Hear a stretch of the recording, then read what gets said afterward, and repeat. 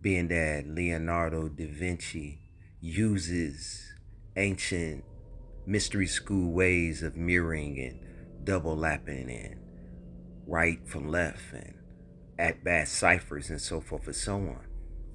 So the ancient ones had me to bring the image of John the Baptist's face over Jesus' face, being that you will notice the faces is one side is left, light on the left side. One side on the right is dark and transfixed or scaly light.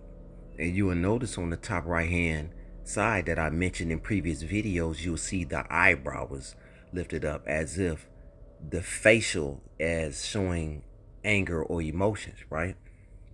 When you compare the pictures together, you will notice, and I'll show you now. Let's do that. The image of, let me just get there.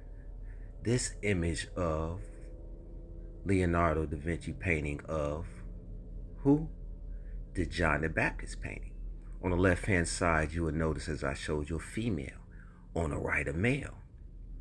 It's something interesting that I noticed is there's a slit on the female side of the neck, right? When you bring the images together, you will notice that there's a picture of a baby coming out of the vagina, or the baby head at the vagina area. Let me show you. Let's do this here, right? So right here, you will notice that there is a head, right? This part right here, turn your phone sideways. You will notice that there's a head, a baby head. That's the head. Turn it sideways. You see the cheeks, the eyes, the nose, right? Right there. So we know that there is a image, and this image is showing us of a face of, let's get there, the face of a baby, and there's the reason why there's a slit on the neck. The code is being revealed. This is the reason why on the female side, there was a birth of a child of September, a chosen child. The word sun spells out with September, October, November, not on December. On September, a birth of a baby, a melanated baby. Because when you look at the head of Jesus on the chin, notice the chin is deformed, the indication. There is no deformed chin with the John the Baptist. So there is a deformed chin, and the deformation is not deformed. It's showing that a baby. Again, if you can't see it, turn your phone sideways to the right, sideways, and you'll see the face of a baby with the eyes and the nose. When you bring the pictures together, you will see the slit, which represents the vagina there. Right here, just in case some of you guys can't see it, let me help you to see what I see. Let's do this here. Right here is the vagina, right? And right here is the head of a baby. Both the pictures is coded to talk about a male and female, the Virgo sign. The picture of Jesus is speaking of a John the Baptist, which is Elijah's who is to come.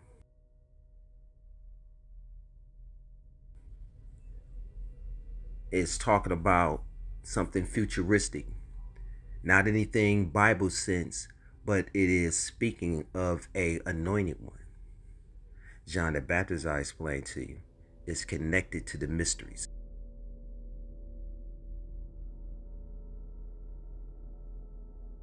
And is aware because, as I will teach you in the video to come, you will listen and it'll tell you that Leonardo da Vinci was told and educated on mysteries.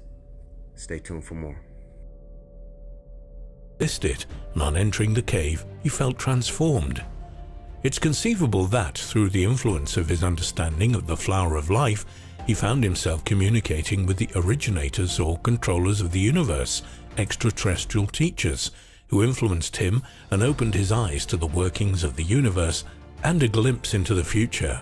And from that time onwards, he no longer had to measure ratios or proportions. It just came to him spontaneously.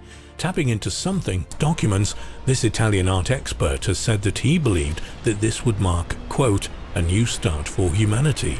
Leonardo's Salvator Mundi is not only the world's most expensive piece of art, but also its most mysterious.